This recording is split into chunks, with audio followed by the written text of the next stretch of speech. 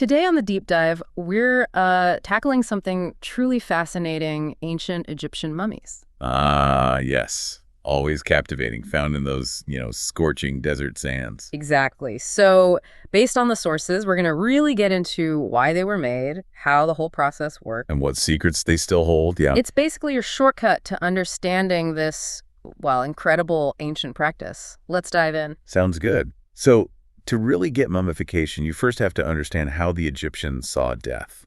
Right. It wasn't really an end for them, was it? Not at all. It was more like a passage, a gateway, really, to another life. Another existence. Precisely. And what's absolutely key here is their belief, this deep conviction that the soul needed the physical body to survive. The body had to remain intact. Exactly. If the body decayed, the soul, their ka, could be lost, destroyed forever, no afterlife. Wow. So that belief that the physical form was the anchor for eternity, how deeply did that drive the whole mummification practice?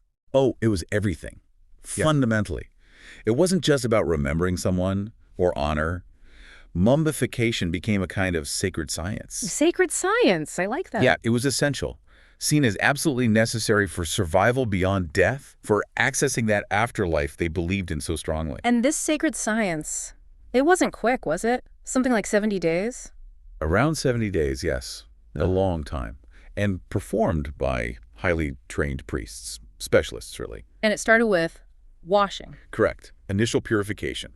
Washing the body with Nile water, sacred water, and palm wine. Symbolic cleansing, Preparing it for the journey. Exactly. Then came the organ removal. Right, the part that sounds quite invasive to us. Well, yes. A careful incision, left side of the body. Yeah. And they'd remove the stomach, intestines, lungs, liver. But they didn't just discard them. Oh, no, absolutely not. They were preserved separately in what we call canopic jars. Each organ had its own jar, protected by a specific god, safeguarding them for the afterlife, too. But the brain, they treated that very differently, didn't they? What was the thinking there? It's quite striking, actually. They didn't seem to think the brain was important at all. Really? How did they remove it? Through the nose.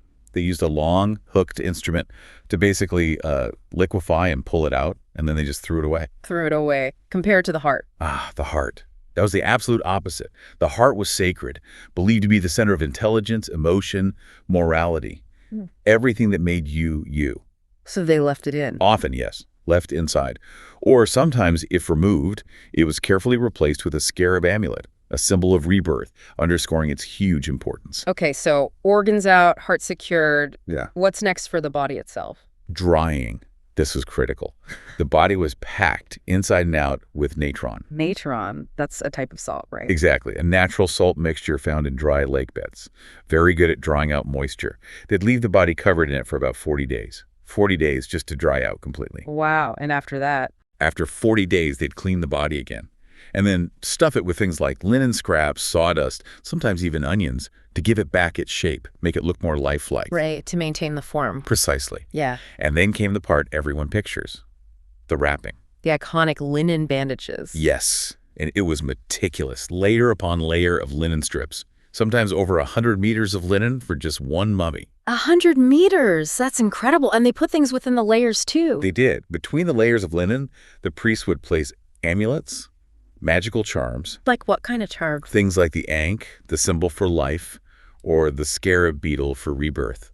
Little protective pieces, basically, for the journey ahead. And there were prayers, too? Oh, yes. Spells were recited, prayers whispered throughout the wrapping process. It was very much a ritual, a bridge between this world and the next. So wrapping complete, amulets in place. Then what? Then the mummy's face would be covered, usually with a mask.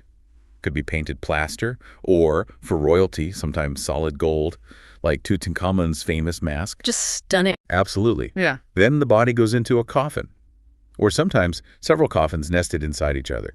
Finally, sealed in the tomb. And the tomb wasn't empty. They packed it full of stuff. Right. Treasures, yes, but also everyday things, food, clothing, furniture, and importantly, scrolls from the Book of the Dead. A guidebook for the afterlife. Essentially, yes. Maps and spells that help the soul navigate the dangers of the underworld and reach paradise. So that's the full package for a pharaoh. An incredible amount of effort. But was it only for pharaohs and queens? That's a really good question. It definitely started out that way. Royalty, high priests, The elite, it was a privilege. But it changed. It did over time. As the practice and the beliefs became more embedded in the culture, it extended outwards. Wealthy people, officials, eventually even some commoners could be mummified. Though probably not quite as elaborately. Generally, no. Simply processes, less expensive materials, maybe fewer tomb goods. But the core idea of preserving the body for the soul that filtered down tells you something about how central that belief was. And it wasn't just people either, was it?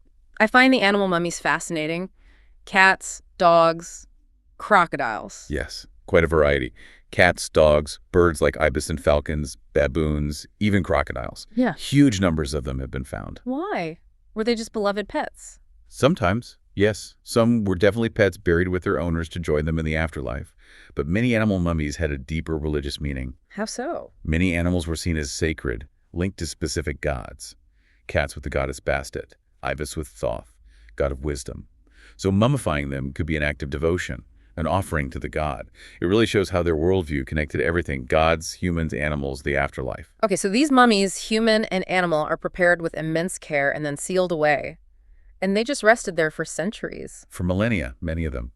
Undisturbed, silent. Until Until the 19th century, really. That's when you get this explosion of interest from Europe, what's often called Egyptomania. Right. Explorers, archaeologists, Yeah. but also tomb robbers. Exactly. A huge influx of people digging things up. Thousands of mummies were uncovered. It fueled this massive fascination back in Europe and America. But it wasn't always respectful. No, some of the stories from that era are pretty grim, aren't they? Like mummies being used. It's quite shocking to us now, yeah. For a time, some mummies were actually ground into powder. Ground up for what? Believed to be medicine. Mumia, it was called. And sometimes the pigment from the wrappings or resins was used in paint. Mummy brown. Wow. That's a profound lack of respect, looking back. It certainly reflects a very different attitude towards the dead and towards other cultures. A dark chapter, really. Thankfully, things shifted. Yes, thankfully. Yeah. In the 20th century, Egyptology started to become a proper scientific discipline. The focus shifted towards careful study, preservation, understanding. Mummies became invaluable historical sources, not just curiosities or commodities. And the ultimate example of that shift, perhaps, is Tutankhamun. Absolutely. Howard Carter's discovery in 1922 of Pharaoh's tomb, almost completely untouched for over 3,000 years. An unbelievable find. It gave us this incredible snapshot, a world frozen in time. The Boy King's mummy, perfectly preserved, surrounded by thousands of amazing artifacts. It really changed everything. And today, we don't even need to unwrap them to see inside, do we? No, which is fantastic for preservation. Yeah. Modern technology, CT scans, X-rays, even DNA analysis lets us examine them non-invasively. So we can see bones, tissues. Right. What kind of secrets are being revealed? Oh, extraordinary things. We can learn about their diet, their health, diseases they suffered from, things like arthritis, dental problems, lots of tooth decay, even infections. Like malaria. Yes, malaria has been found in some royal mummies. We can sometimes even figure out the cause of death. And beyond that, we can do facial reconstructions. Bringing their faces back to life digitally? Exactly. It helps us connect with them as real people. So these mummies, they're much more than just, preserved bodies or medical specimens. Absolutely. They're time capsules. They tell us about culture, religion, daily life, the whole humanity of these ancient people. Rulers, yes, but people with lives, pains, hopes, like us. Of course, there's the other side. The pop culture mummy. The horror movie monster. Right, the mummy films and all that. Symbols of curses, mystery, something scary coming back from the dead. They've really captured the public imagination that way. It's a huge contrast, isn't it? A massive contrast, because the reality for the ancient Egyptians was completely different. These weren't monsters. They were revered ancestors, loved ones, people who truly, deeply believed that death wasn't the final curtain. Yeah, it makes you think differently, doesn't it? About life, death, what we leave behind. Definitely. They speak to something universal, I think. That desire we all have in some way to be remembered, to be protected, maybe even to live on beyond our physical life. That quest for immortality. It's a powerful thread through human history, and the mummies are such a tangible example of it. Because for them, death really wasn't the end. It was, as they saw it, the beginning of forever. A profound thought. It really is. And maybe it leaves you, the listener, thinking, what kind of legacy would you want to preserve for eternity?